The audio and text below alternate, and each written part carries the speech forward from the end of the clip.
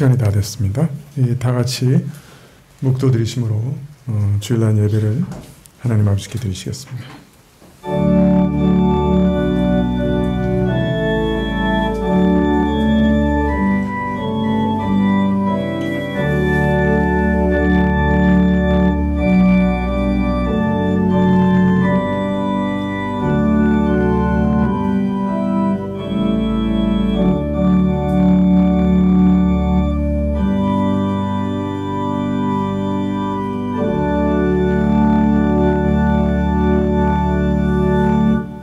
날마다 우리 짐을 지시는 주, 곧 우리의 구원이신 하나님을 찬송할지로다. 하나님은 우리에게 구원의 하나님이시라. 사망의 피함이 주 여호와께로 말미암음이라. 오늘도 무거운 짐진 자로서 주 앞에 나왔습니다. 그러나 그 짐들 다 주 앞에 내려놓고 주님만 바라보고 예배드리기를 원합니다. 저희 인생의 모든 무거운 짐, 저희 죄짐 다 맡겨오니 주님께서 맡아주시고 이제는 나의 짐이다 말해주시기를 구합니다. 예배의 시종을 주께 의탁할 때 예수님의 이름으로 기도합나이다. 아멘. 찬송가 7장입니다.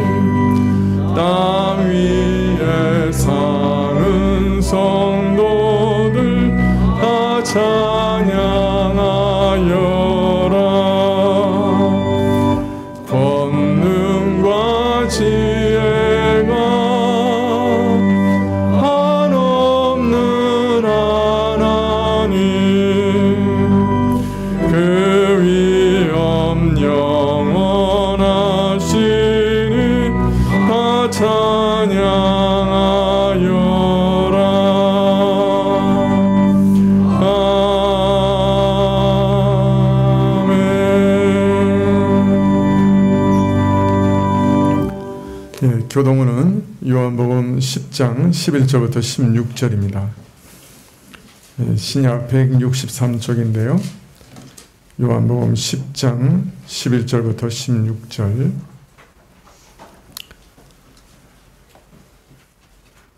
한 절씩 교독하시겠습니다. 나는 선한 목자라. 선한 목자는 양들을 위하여 목숨을 버리거니와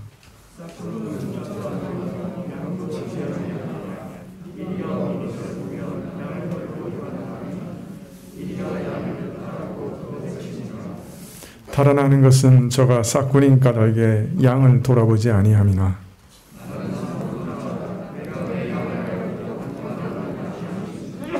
아버지께서 나를 아시고 내가 아버지를 아는 것 같으니 나는 양을 위하여 목숨을 버리느니라.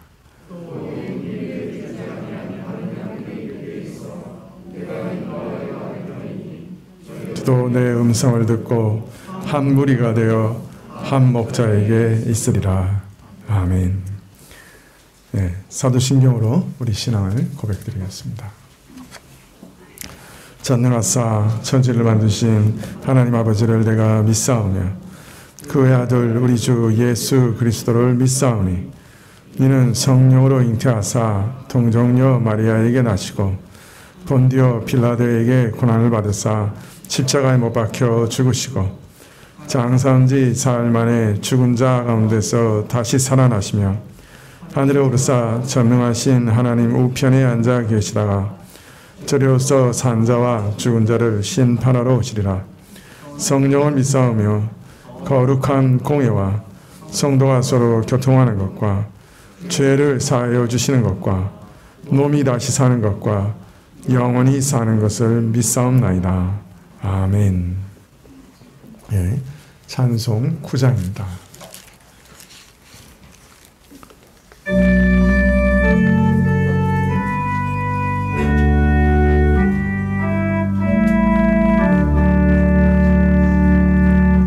거룩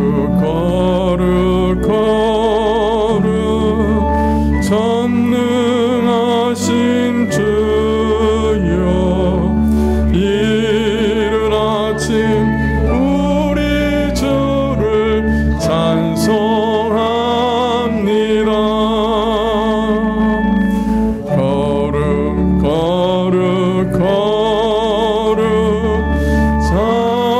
자비하심 주여 성삼위일체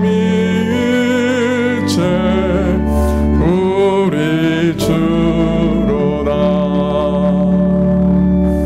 거룩 거룩 거룩 주의 보좌 앞에 모든 성도 멸류관을 벗어드리네. 전군 천사 모두 주께 굴복하니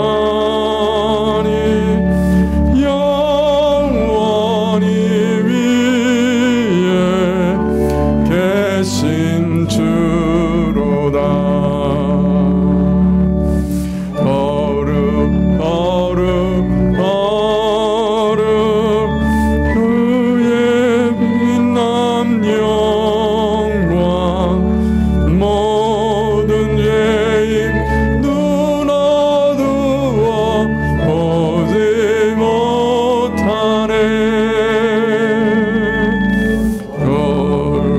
거룩하신 이가 주님밖에 니뇨 온전히 전능하심 주로다. 거룩 거룩 거룩 전능하신 주여 천지 만물 모두 주를 찬송합니다. 거룩 거룩 거룩 전능하신 주여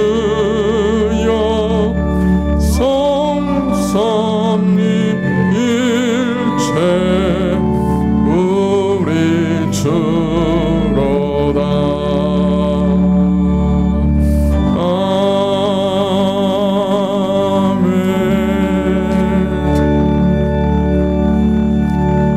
아멘. 광고 말씀 봐주시면 좋겠습니다.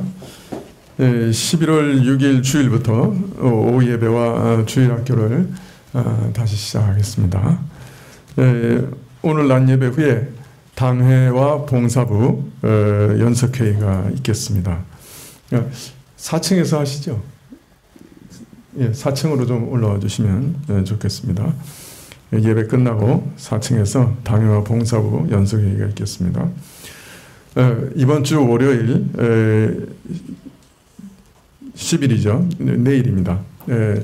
동성교회에서 가을 정기노회가 있겠습니다. 그래서 기대해 주시면 좋겠습니다. 내일 노회에서 우리 정기룡 전도사님이 강도사 인허를 받으세요. 위해서 기도해 주시고 축하해 주시면 좋겠습니다. 보통 저희가 이제 목사 안수 받으실 때는 우리 교우들 많이 이제 참석하시고 그러셨는데 강도사 인허 받으실 때도 오시면 축하가 되리라 그렇게 생각이 듭니다. 그래서 하여튼 혹시 오시기 원하시는 분들이 있으면 교육자들한테 알려주시면 저희가 장소를 안내해드리도록 하겠습니다.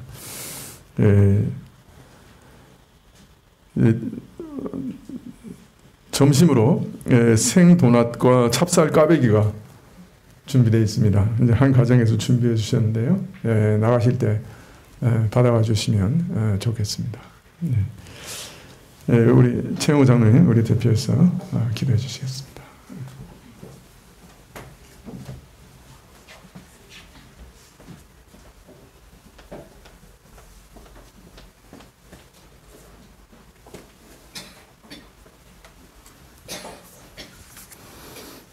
같이 기도하겠습니다.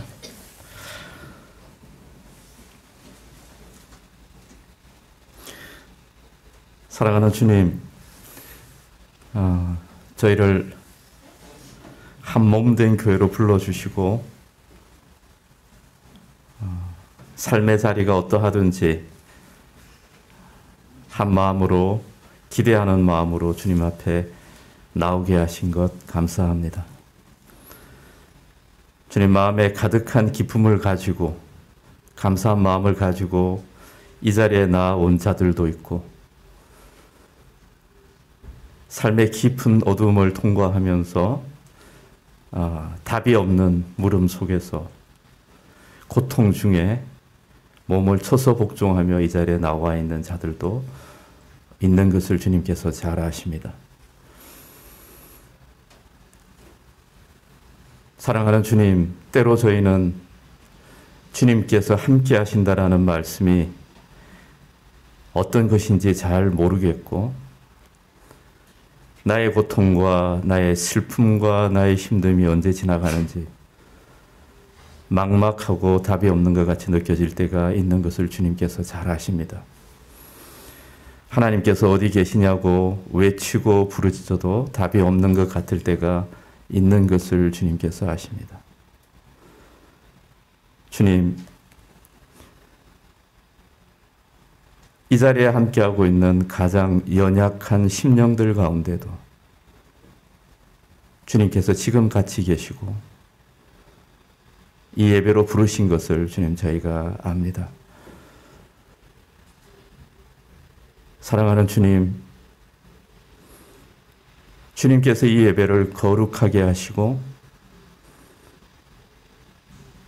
참 임마누엘의 하나님으로 이 예배 가운데 함께하여 주시기를 간절히 소원합니다.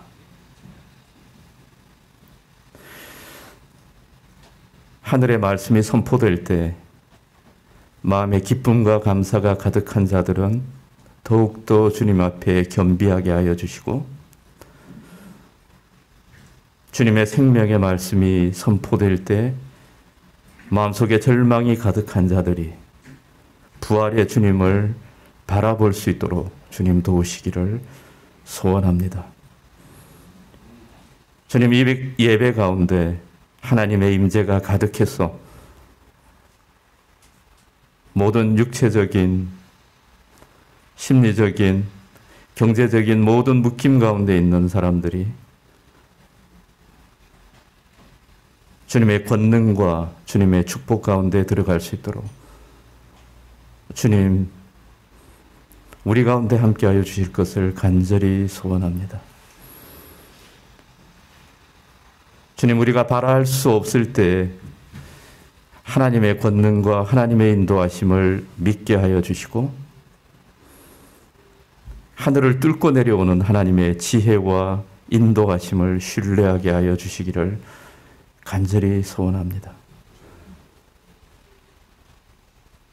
사랑하는 주님, 어느 때보다도 우리 교회 가운데 부활의 주님께서 역사하시고 권능으로 역사하시고 위로로 역사하시는 그 하나님의 함께하심이 절박하오니 주님 저희와 함께하여 주시기를 소원합니다. 주님, 이 나라가 풍전등화와 같고 온 세상이 요동하고 고통 가운데 들어갈 것 같습니다.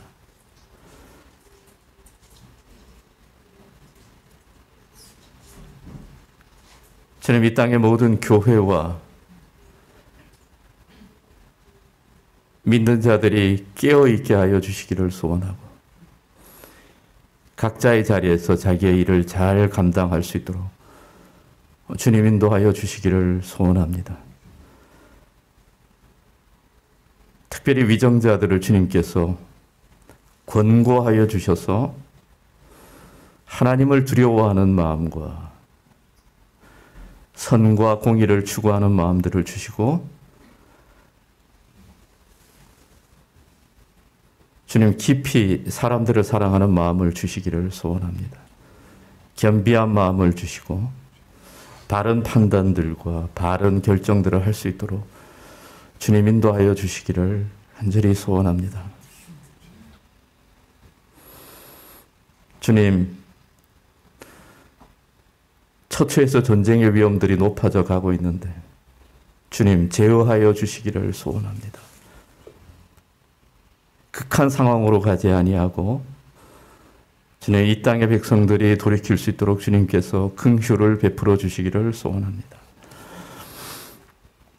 사랑하는 주님, 이 대한민국의 교회들을 위하여 기도합니다. 이 땅에 있는 모든 연약한 자들이 처한 처소에서 한 사람 한 사람 믿음의 싸움을 싸워서 이기고 믿음의 선한 싸움을 견고하게 이겨내는 참된 부흥이 주님 이 땅 교회 가운데 새롭게 일어나게 하여 주시기를 주님 간절히 소원합니다.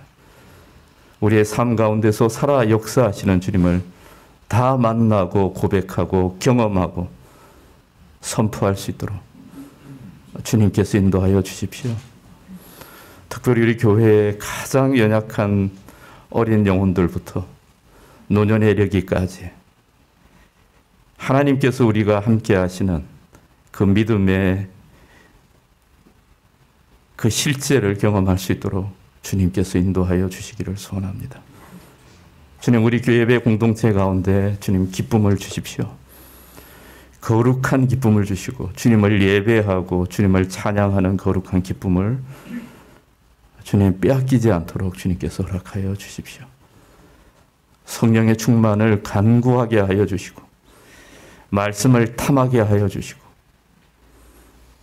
주님 깨어서 기도할 수 있도록 주님 저희를 이끌어 주시기를 소원합니다. 주님 말씀을 선포하시는 목사님 주님께서 붙들어 주시고 성령으로 말미암아 우리 가운데 거룩한 교제가 있게 하여 주시기를 소원합니다. 오늘 함께 불러주셔서 감사드립니다. 예수 그리스도의 이름으로 기도합니다.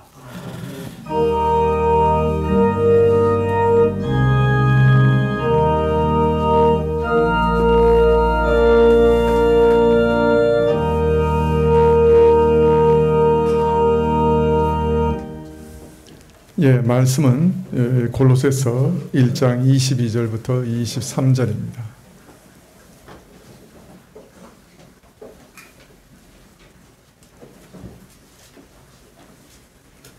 골로새서 1장 22절부터 23절입니다.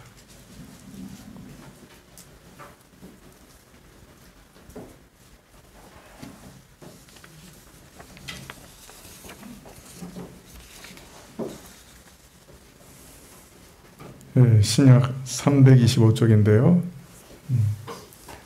골로새서 1장 22절부터 23절 찾으신 줄 알고 봉독해 드리겠습니다. 이제는 그의 육체의 죽음으로 말미암아 화목케 하사 너희를 거룩하고 흠없고 책망할 것이 없는 자로 그 앞에 세우고자 하셨으니 만일 너희가 믿음에 거하고 터 위에 굳게 서서 너희 들은 바 복음의 소망에서 흔들리지 아니하면 그리하리라.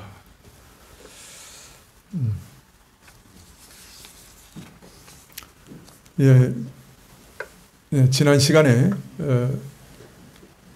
우리는 이 골로새서 1장 23절에서 만일 너희가 믿음에 거하고 터 위에 굳게 서서 너희 들은 바 복음의 소망에서 흔들리지 아니하면 그리하리라. 이 말씀 속에 숨어있는 성경의 아주 중요한 원칙, 아주 큰 원리를 살펴보았습니다.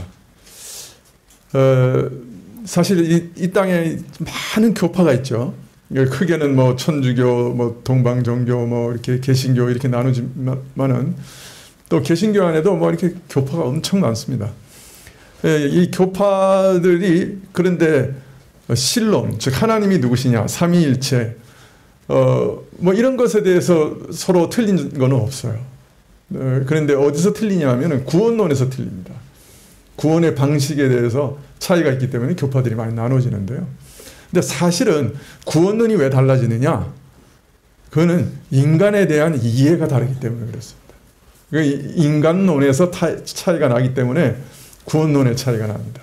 그래서 사실은 각 교파가 왜 나눠지느냐? 궁극적인 그 이유를 따져보면 인간은 누구냐? 인간의 타락 정도는 어느 정도냐? 그것에 대한 이해 때문에 교파가 다 나눠지는 거예요. 네. 그 때문에 구원의 방식도 생각이 틀려지고 또 성화의 정도에 대한, 그러니까 얼마나 거룩해질 수 있느냐 이런 것에 대한 생각도 다 달라지는 겁니다. 그래서 오늘은 어떤 면에서는 우리 인간의 타락, 그 중에서도 우리 자유의지라고 하는 우리가 선택할 수 있는 기능, 이것이 얼마나 타락했느냐, 그 얘기를 말씀드리고 있는 거죠. 오늘 우리가 23절에서 너희가 믿음을 끝까지 지키면 이렇게 되리라, 이렇게 얘기하고 계시는 거예요. 그러니까 마치 내가 끝까지 믿음을 지켜야 되는 것처럼 어떤 조건을 얘기하는 것처럼 보인단 말이에요. 근데 이것을 어떻게 이해해야 되는가, 이게 아주 중요한 것이죠. 하나님의 주권과 우리 인간의 자유라 하는 이 두 가지 사실, 아주 큰 주제가 여기 숨어 있는 것입니다. 하나님의 절대적인 주권, 하나님의 완전한 자유, 이것과 인간의 자유가 서로 양립할 수 없는 것처럼 보입니다. 그런데 이것이 어떻게 양립할 수 있는가? 하나님의 주권과 인간의 자유는 어떻게 서로 양립할 수 있는가? 이것을 이제 지난 시간에 조금 말씀드렸는데요. 오늘 조금 더 말씀을 드리려고 합니다. 성경을 보면 우리 구원에 있어서 두 가지 양립할 수 없는, 같이 갈 수 없는 말씀들이 있는 것 같이 보여요. 첫째는 우리 신자들의 구원은 절대적으로 안전하다는 거예요. 왜냐하면 우리 신자들의 구원은 전적인 은혜로 하나님께서 처음부터 끝까지 다 하나님이 이루시는 일이라는 거예요. 하나님의 계획을 따라 하나님이 우리 구원을 먼저 시작하시고 우리를 안에서 완성하시고, 그래서 한 번 주어진 구원은 절대로 철회될 수 없고 믿는 신자들의 구원은 절대적인 은혜요. 그래서 완전히 안전하다. 이것이 성경이 우리에게 가르치시는 구원의 교리의 아주 중요한 핵심입니다. 한 번 주어진 구원이 절대로 철회되지 않는다. 근데 두 번째는 마치 이것과 양립될 수 없는 말씀 같은 게 있어요. 그렇지만 신자는 이 구원을 이루어갈 때 두렵고 떨림으로 이루어가야 된다. 신자가 구원을 이루어가야 된다. 또 이렇게 얘기하세요.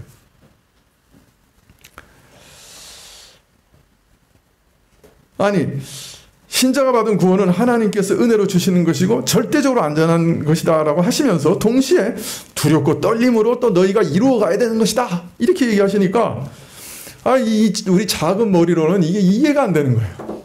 두 개가 이렇게 꽉 상충되는 것처럼 보이는 거죠.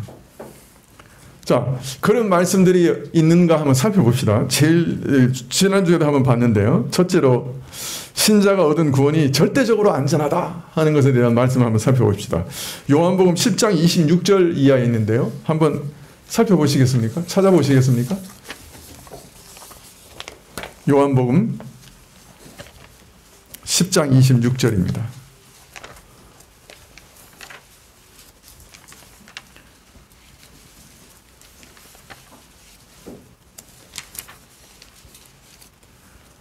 하나님께서 이 말씀을 우리 교회에 정말 하고 싶으신 것 같아요.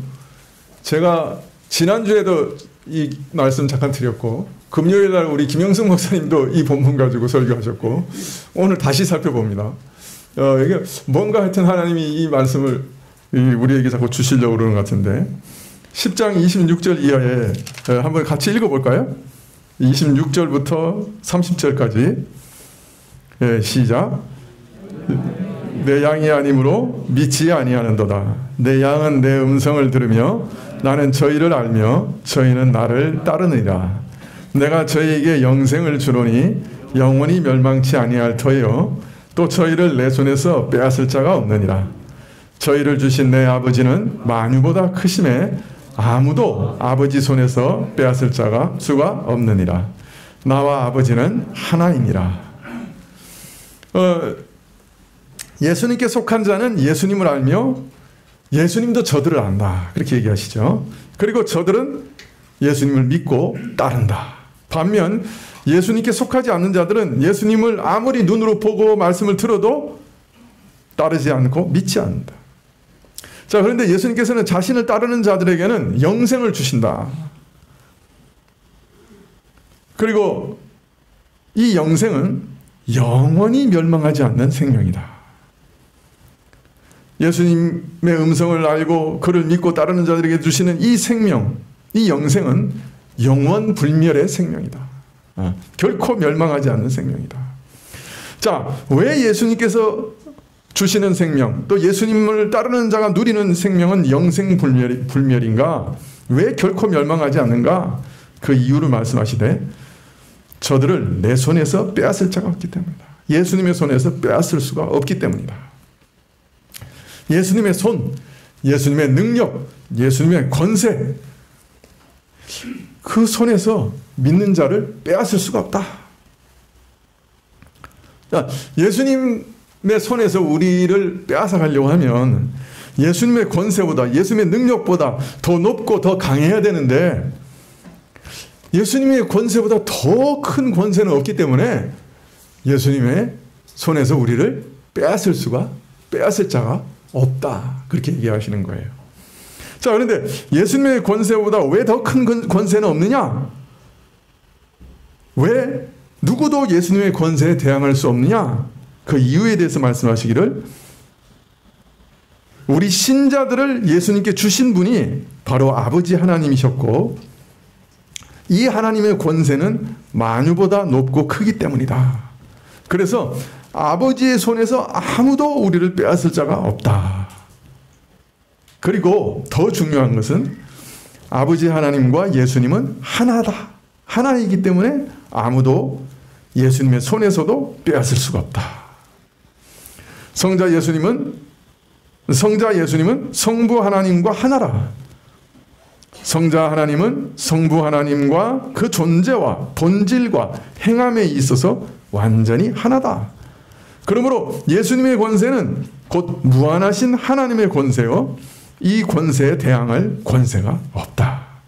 따라서 신자들을 예수님의 손에서 빼앗을 자가 없고 신자들은 영원토록 멸망할 수 없다.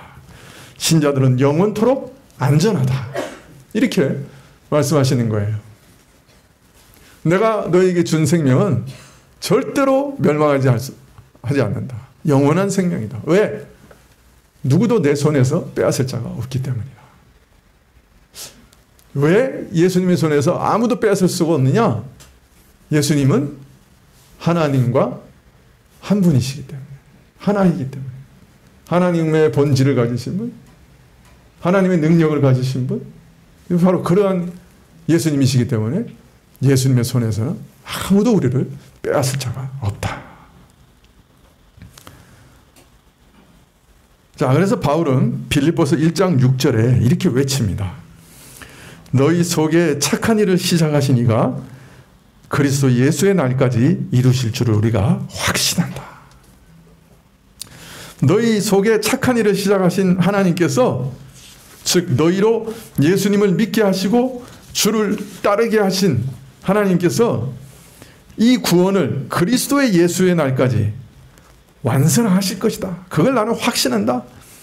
마지막 날 심판의 날까지 완전하게 완성하실 것이다. 나는 그것을 확신한다.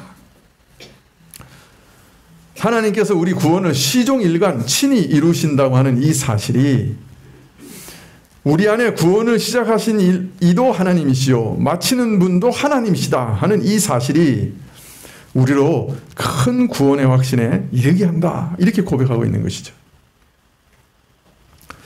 하나님께서 처음 시작하셨는데 그것을 못 마치시겠느냐? 구원 과정 내내 나를 지키시고 붙들고 끝까지 가시는 그 하나님께서 우리를 못 지키시겠느냐? 하나님의 손에서 빼앗을 자가 있느냐? 그러니까 우리가 구원을 확신할 수 있는 가장 큰 이유는 바로 이 사실 때문이에요. 우리 구원은 하나님이 시작하셨다. 그리고 그래서 마치실 거다. 사실 내가 뭔가 선한 행실을 해서, 내가 거룩하게 돼서, 내가 하나님 앞에서 기쁜 어떤 일을 해서 하나님이 나를 용서하시고 나를 의롭다 해주신 거 아니죠. 먼저 하나님이 시작하셨어요. 자기 아들을 십자가에서 죽이셨어요. 나를 구원하기 위해서 내 바깥에서 내가 받아야 할 지옥의 심판을 자기 아들에게 다 쏟아 부으셨어요.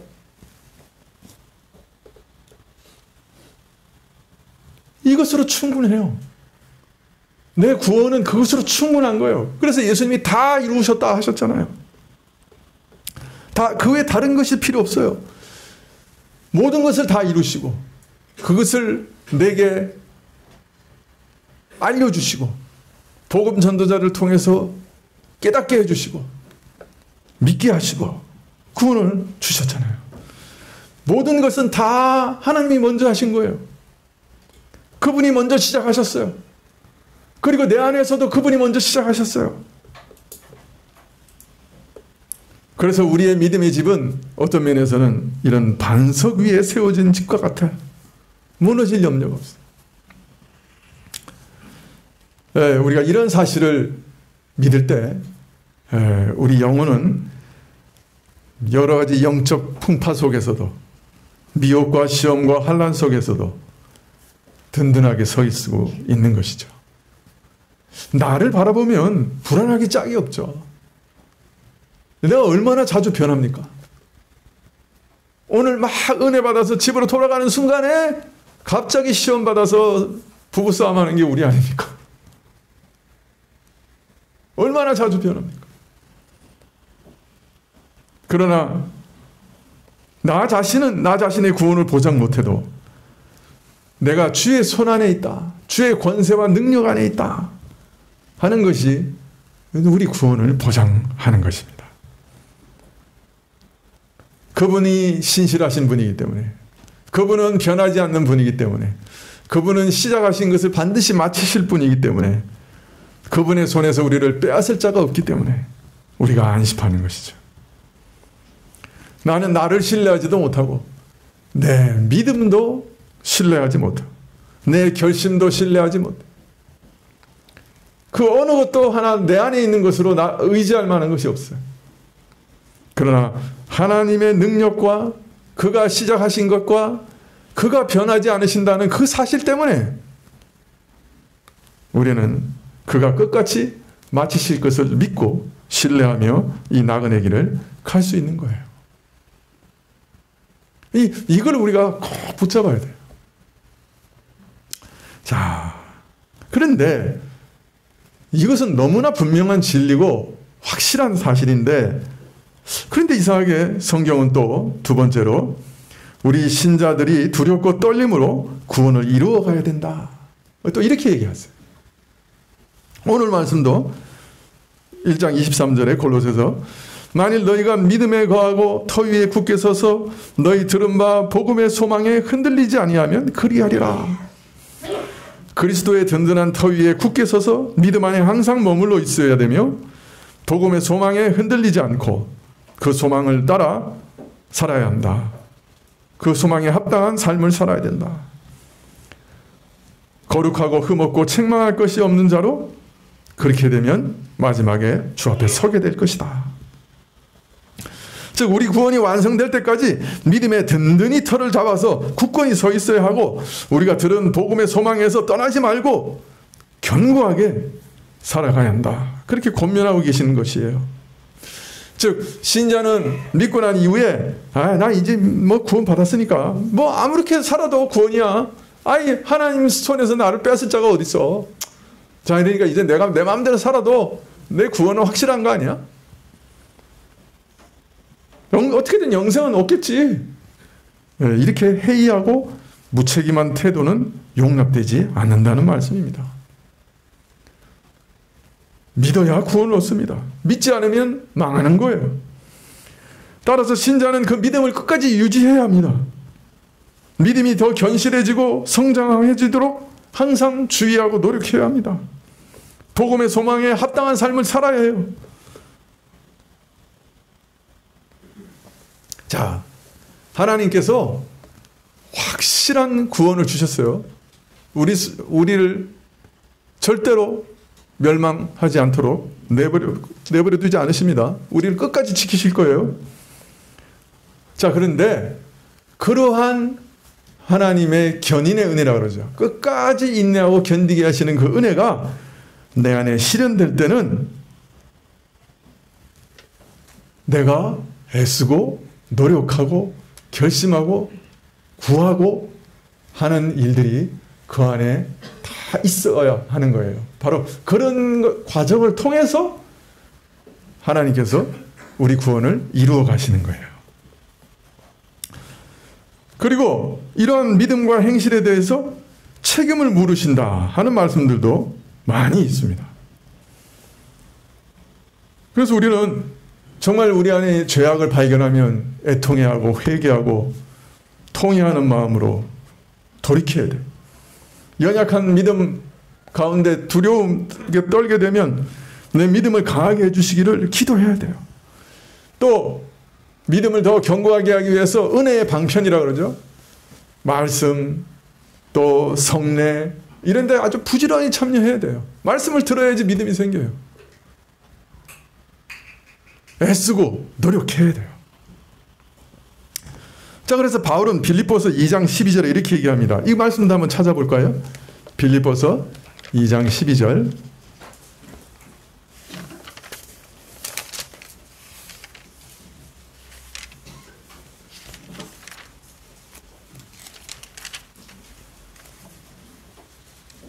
예, 신약 320쪽인데요. 빌립보서 2장 12절. 예, 찾으셨나요? 예, 그럼 같이 읽어보실까요? 시작. 그러므로 나의 사랑하는 자들아, 너희가 나 있을 때뿐 아니라 더욱 지금 나 없을 때에도 항상 복종하여 두렵고 떨림으로 너희 구원을 이루라. 예, 두렵고 떨림으로 구원을 이루라. 너희가 지금까지 항상 그렇게 순종하고 복종해 왔던 것처럼 앞으로도 두렵과 떨림으로 너희 구원을 이루어가라. 그렇게 말씀하고 계시는 것입니다. 구원은 신자가 이루어가는 측면도 분명히 있다는 말씀이에요. 자, 그런데 문제는 빌립보서가 앞쪽의 문맥을 살펴보면 이 바울이 신자들에게 기대하고 있는 것, 이 구원이 이루어가는 모습이 어떤 것이냐 말씀하기를 그리스도의 마음을 품게 되고 그리스도의 겸손을 배우게 되고 그리스도를 따라가게 된다. 이렇게 얘기하고 계세요. 자, 신자가 자신의 구원을 이루어가는 모습이 이런 것이에요. 그리스도의 마음을 품어. 그리스도의 겸손을 배워. 그리고 그리스도처럼 행동해. 아, 참 어때요? 이 말씀을 들으면. 아, 그래. 내가 앞으로 그리스도를 닮아가고 그리스도의 겸손을 배우고 그리스도처럼 매일 행동해야지. 이런 생각이 드세요? 네, 그런 생각하시는 분들은 자기가 아직 누군지 잘 모르는 사람이에요.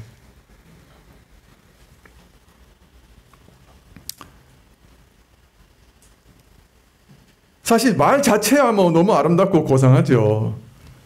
죄인을 살리기 위해서 자기 목숨을 버리신 그리스도를 닮아 겸손히 다른 사람을 섬기고 그리스도께서 행하신 것처럼 의롭고 온전하게 행동하는 것, 얼마나 아름답고 고상합니까? 참 내 형편과 내 처지를 생각하지 않으면 정말 한번 사모하고 또 한번 해보고 싶은 그런 이상 아니겠어요? 그래서 뭐 경건서적 중에는 그리스도를 닮아 뭐 이런 책이 얼마나 많아요, 그죠? 그러나 사실 우리 실상을 알면 지금 이것처럼 무겁게 마음을 짓누르는 거 없어요. 그 아래 깔려서 압사할 지경이에요.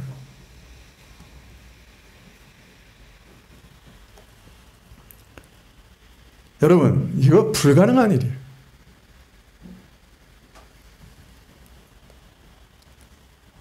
우리 마음이 얼마나 부패했고 얼마나 이기적입니까?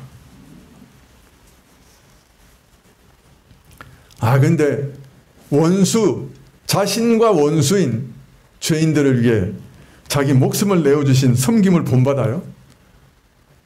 내가 원수까지 사랑해서 원수를 위해 내 목숨을 내놔요? 말은 쉽고 아름답죠. 그럼 한번 생각해 보세요. 조금만 나하고 이렇게 사이가 비틀어져도 그 사람을 위해서 죽어요? 그 사람 얼굴도 보기 싫어요.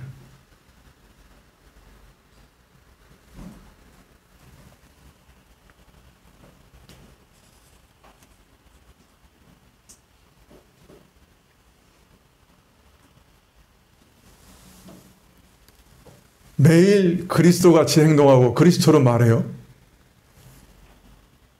상상이나 할 수 있는 일입니까? 물론 두렵고 떨림으로 이루라 그러셨으니까 이 일이 쉽지 않을 것을 암시하고 계시긴 하지만은 그래서 참 내가 혼신의 힘을 다해서 좀 해보면 어떨까 혹 생각이 드실지 모르지만은 그러나 이렇게 살려고 해본 사람은 알아요. 두렵과 떨림으로 사력을 다해서 한다 해도 안 된다. 아니 100번 죽었다 깨어난다 해도 안 돼요. 나로서는 할 수 없는 일이라.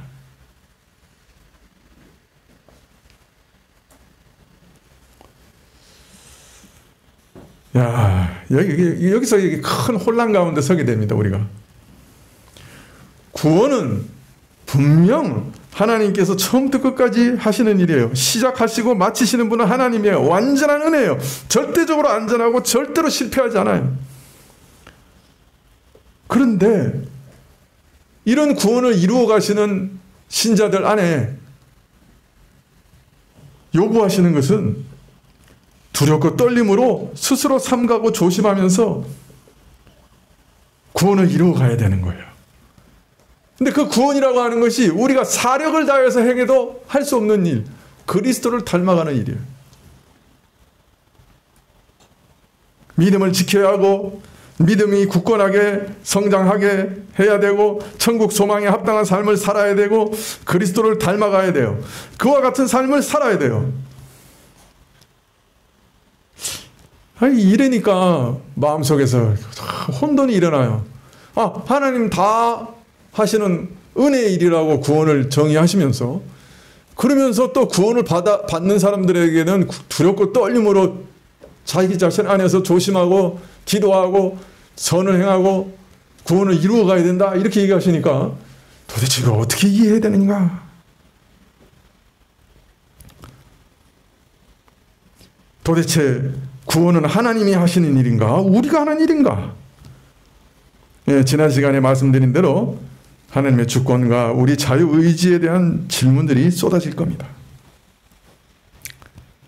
만일 하나님께서 처음부터 마지막까지 친히 우리 구원을 이루어 가시고 또 완성에 이르게 하실 것이면 우리에게 이렇게 하라 저렇게 하라 명령하시고 권유하시는 이런 말씀들은 어떻게 이해해야 되는가?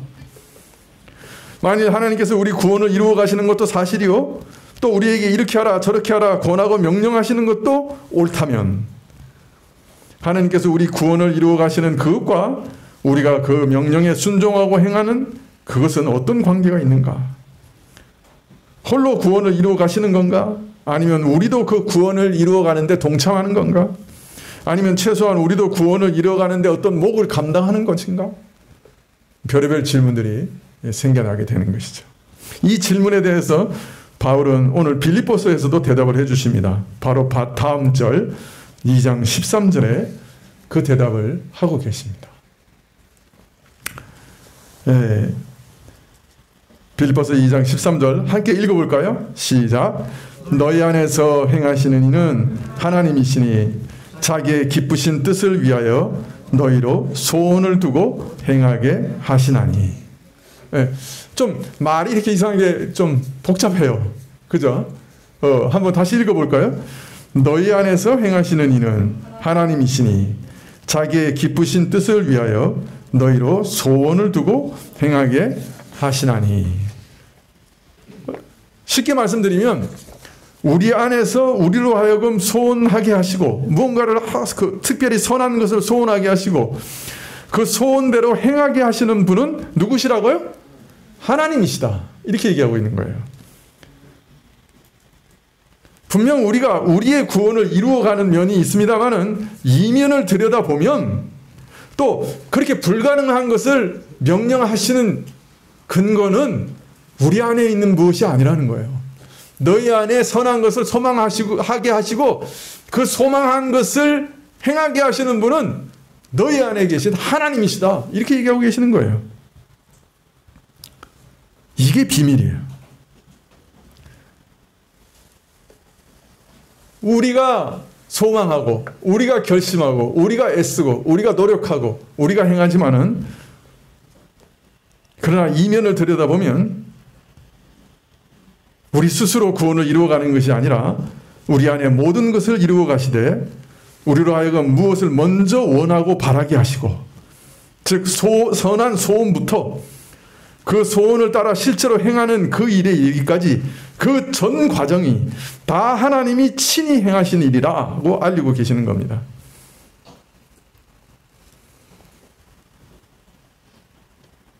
여러분, 내가 하나님을 사랑해야 되겠다. 내가 하나님을 좀 알면 좋겠다. 내가 좀 그리스도처럼 선하게 살면 좋겠다.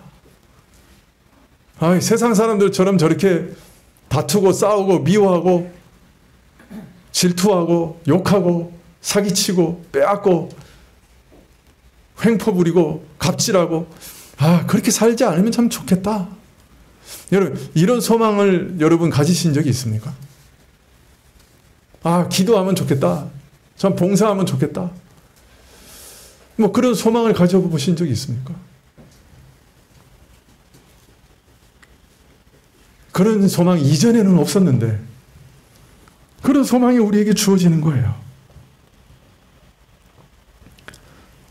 또 그런 소망 아무리 있어도 그걸 행할 수 있는 능력이 내 안에 없는데 어느 날 보니까 그 일을 하고 있는 거예요. 소원을 주시는 것, 그리고 그 소원을 따라 실제 행하는 일까지 전부 다 하나님께서 친히 내 안에 행하시기 때문에 나로서는 도저히 엄두를 낼 수 없는 그런 일을, 사실은 내 힘으로는 상상도 할 수 없는 일이었지만은 하나님께서 내 안에 이루어 가시니까 두렵고 떨림으로 나도 이제 순종해 가야 되겠다. 심지어 그리스도의 겸손을 본받고 나도 이웃을 사랑하겠다. 그런 미친 생각도 품는 것이죠. 하나님이 친히 하시는 일이니까 가능하다. 그렇게 바울은 말씀하고 있는 것입니다. 이처럼 우리는 하나님께서 친히 내 안에서 이런 소원을 품게 하시고 이루어가게 하시는 그 은혜와 능력을 따라서 구원을 이루어가는 것이죠. 그래서 너는 두렵고 떨림으로 구원을 이루라 하신 거예요. 왜? 내 안에 있는 선한 소원은 바로 하나님의 손길이기 때문에. 하나님께서 친히 역사하셔서 거룩한 뜻을 내 안에 드러내시고 그 성령께서 내 안에 소망을 불러일으키신 것이기 때문에 그가 내 안에서 자신의 일을 지금 실현하고 계시기 때문에 그 역사 앞에서 그 은혜 앞에서 그것을 소멸하지 말고 두렵고 떨림으로 구원을 이루어가라. 그렇게 말씀하고 계시는 거예요. 그냥 내 속에 스쳐 지나가는 그런 소망이 그거 그냥 내 생각 아닌 거예요. 물론 내 생각이죠. 그렇지만 거기에 하나님의 능력의 손길이 있는 거예요. 내가 저 사람 용서해야지. 그냥 그거 스쳐 지나가는 생각, 그냥 내 생각 아닌 거예요. 성령이 내 안에 역사해서 만들어낸 생각이라고. 내가 저 사람 불쌍히 여겨야지. 내가 이렇게 사람 미워하면 안 되지. 내가 이거 예배 참석해야지. 오늘은 그냥 귀찮고 힘든데 가지 말아야지. 그런데 마음속에 그래도 가야지. 왜 그런 생각이 나는 거야? 내 쓰기도 바쁜데 뭐 남을 도와줘. 근데 왜? 그래도 내가 저 사람보다는 더 많이 가지고 있는데 도와야지. 왜 그런 생각이 나는 거야?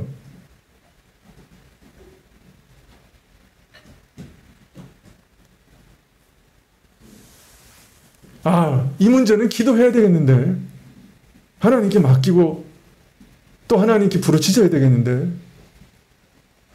왜 그런 생각이 나는 거예요? 선한 소망을 하나님이 우리 안에 창조하셨기 때문이라. 자, 그러니까 두렵고 떨림으로 구원을 이루라는 거예요. 그런 거 막 쓸려서 내버리지 말라는, 소멸시키지 말라는 거예요. 그거 막 거절해버리고 내 마음대로 하지 말라는 거예요. 그거 하나님이 주시는 소망인데 그거 내 마음대로 막 짓밟으면 되겠어요? 하나님의 뜻인데 그냥 내 마음대로 막 짓밟아버리면 되겠어요?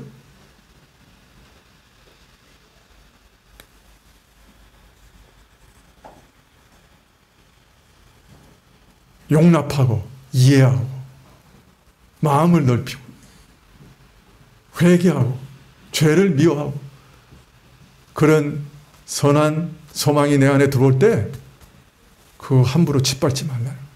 두렵고 떨리고 이거 하나님이 내 안에 역사하고 계시는데 내가 이거 하나님을 짓밟으면 안 되지. 두렵고 떨림으로 구원을 이루어가라는 거예요. 자, 지난 시간에 구원은 이처럼 처음부터 마지막까지 하나님이 친히 이루어 가시는 임에도 불구하고 하나님께서 우리 믿는 자에게 믿음을 굳게 하라, 천국 소망에 합당한 삶을 살라, 그리스도를 닮아가라 명령하신 까닭은 하나님께서 사람을 특별하게 창조하신 거기 원인과 이유가 있다 말씀드렸죠. 하나님께서는 사람을 인격적인 존재로, 즉 선택의 자유를 누리는 존재로, 하나님과 닮은 존재로, 책임을 지는 존재로 만드셨어요. 즉 인격으로 만드셨어요. 그래서 하나님과 사람의 관계 가운데는 하나님이 명령하시고 사람은 순종하는 형식으로 관계가 이루어지는 거예요. 처음 사람을 창조하신 그 질서가 바로 이런 것이에요.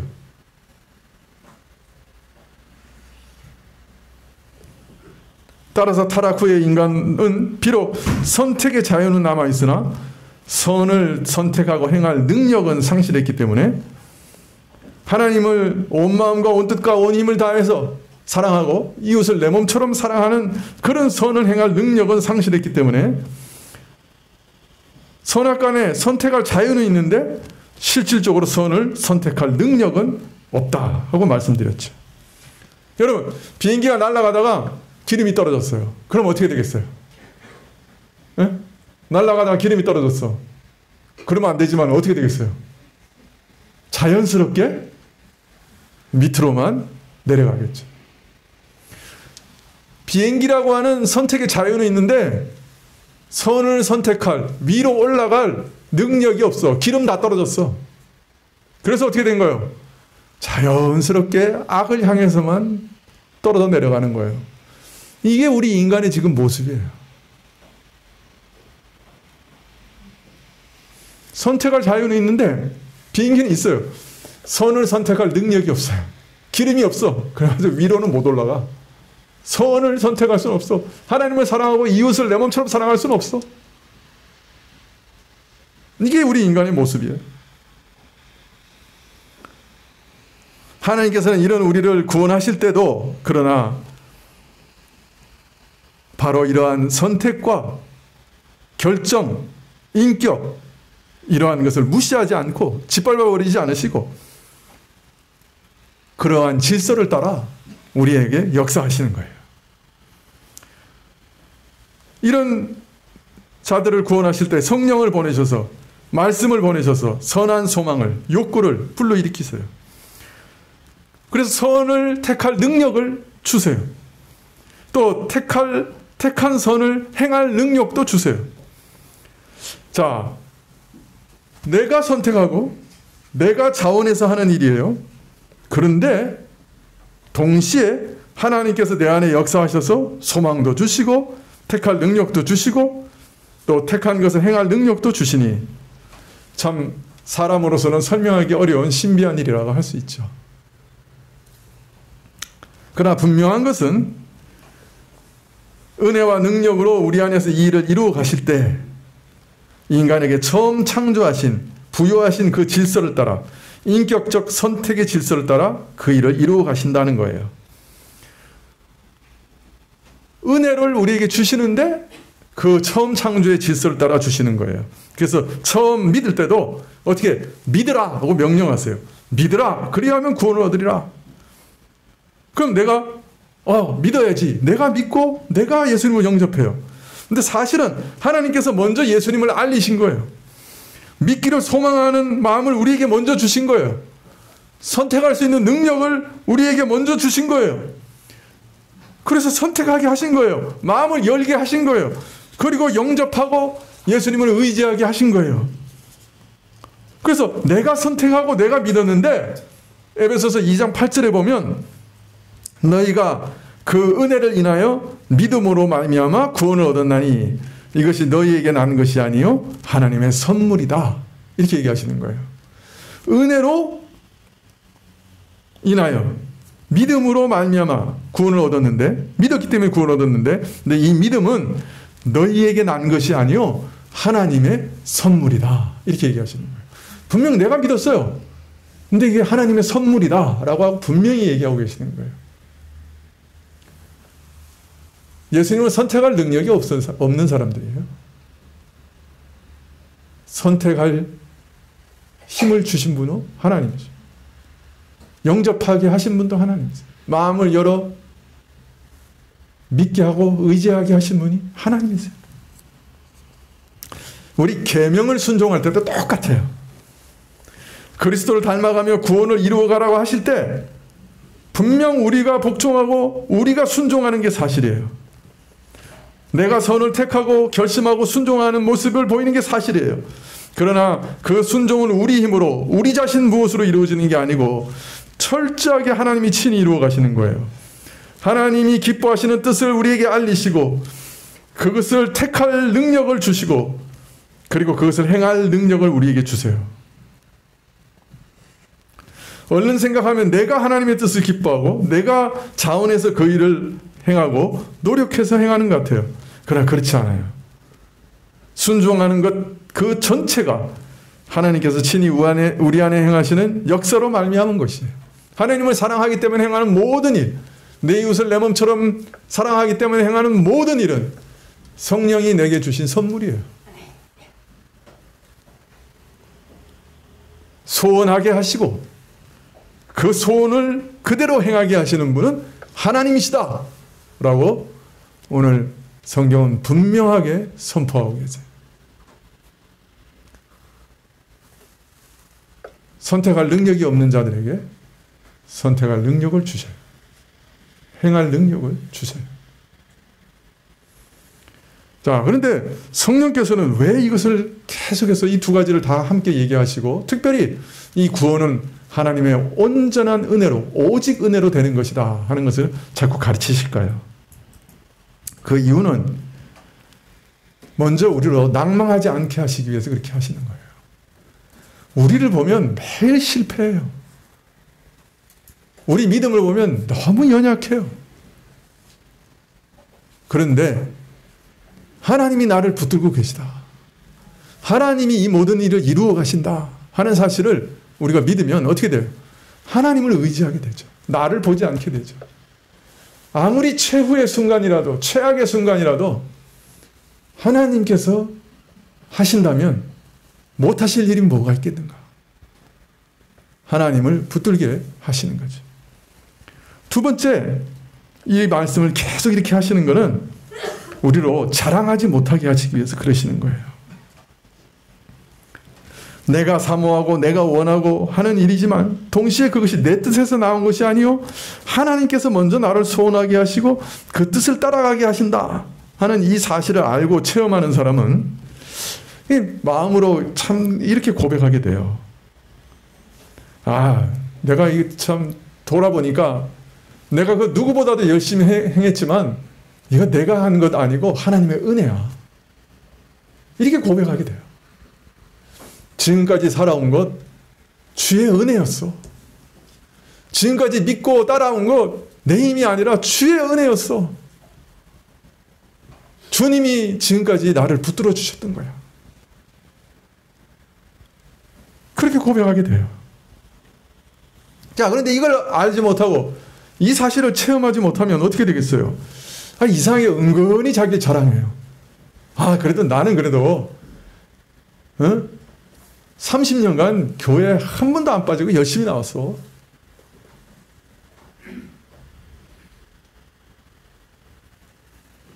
나 하루에 그래도 1시간씩 기도해.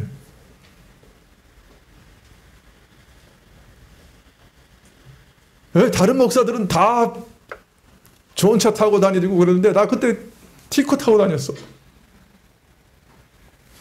자랑하는 거예요.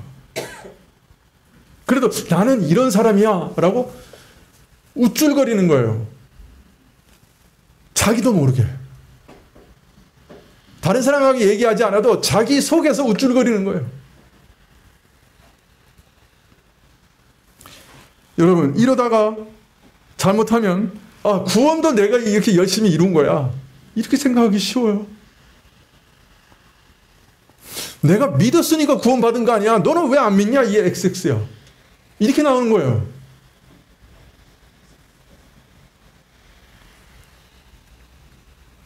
그러나 이 사실을 알고 깊이 체험하는 사람은 그냥 감사밖에 할 게 없어요.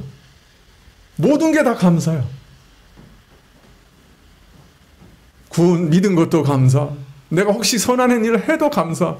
부패하고 망할 자 속에서 어떻게 이렇게 선한 것이 나왔겠습니까? 하나님이 주신 거예요. 감사합니다. 자랑할 수가 없어요. 복음을 정말 참으로 아는 사람은 일도 자랑할 수 없어요. 단 하나도 자랑할 게 없어요. 믿으십니까? 그가 먼저 소망을 주시고 그가 먼저 행하신 것을 믿으십니까? 그러면 자랑할 수 없어요. 자랑치 못하게 하기 위해서 이 말씀을 주시는 거예요. 그래야 하나님께 온전히 영광을 돌릴 수 있어요.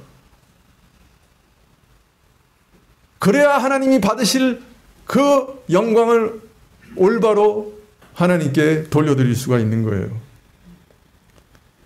여러분, 이걸 이제 선행은총의 교리라고 그러죠. 하나님이 먼저 행하시는, 그래서 모든 것이 하나님부터 왔다고 하는 이 교리가 우리가 구원을 이루어가는 일에 있어서 결코 작은 교리가 아니에요. 작은 일이 아니에요. 이거는 잘못하면 천국과 지옥을 가늠할 만큼 중요한 원리예요. 자랑하지 않게 하는, 그래서 오직 주님만 의뢰하고 주님만께만 영광을 돌리고 감사만 드릴 수 있도록 하는 그런 원리이기 때문에, 그래서 성경은 거듭거듭 모든 것이 은혜라 그렇게 말씀하고 계시는 겁니다. 여러분, 마지막 날 주 앞에 섰을 때 하나님, 이 모든 것이 주의 은혜입니다 라고 진실되게 정직하게 고백할 수 있는 분들 되시기를 축원합니다. 기도하시겠습니다. 아버지 하나님, 참 우리가 다 이해할 수 없는 말씀을 드렸습니다. 우리 이성으로 다 이해할 수 없습니다. 그러나 하나님께서 선택할 능력이 없는 자들에게 선택할 능력을 주사 모든 것을 이루시는 것을 말씀하고 계시오니 우리 안에 이 말씀이 믿어지고 체험될 수 있게 허락하옵소서. 예수님의 이름으로 기도합나이다. 아멘. 341장 찬송하시겠습니다.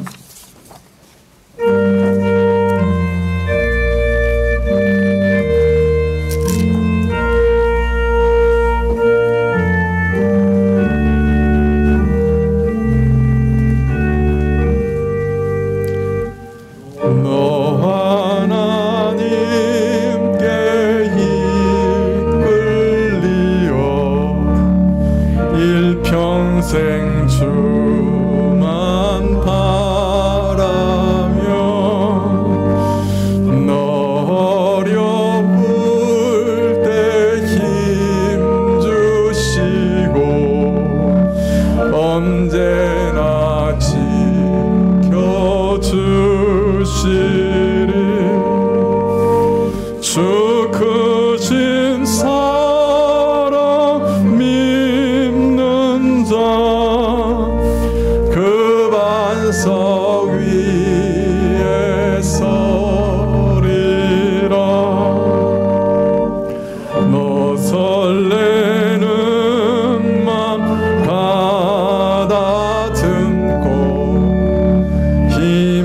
사랑 중 기다리면서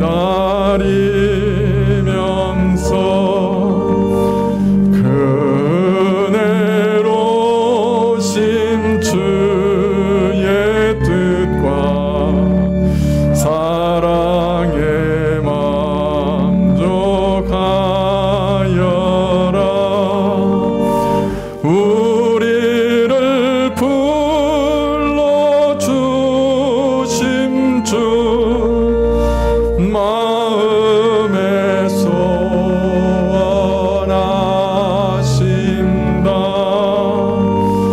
주 찬양하고 기도하며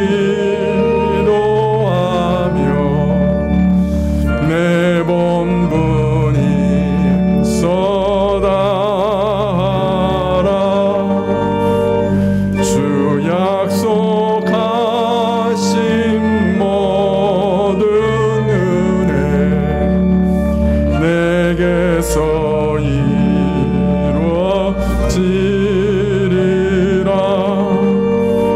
잠들고 의지하는 자 주께서 기억하시리.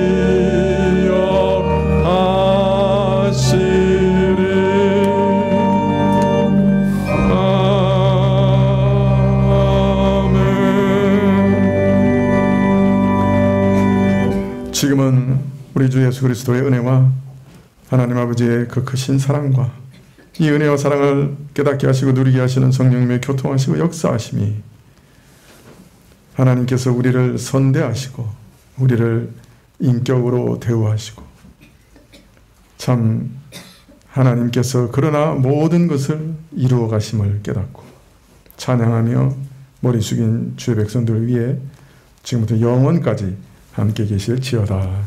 아멘.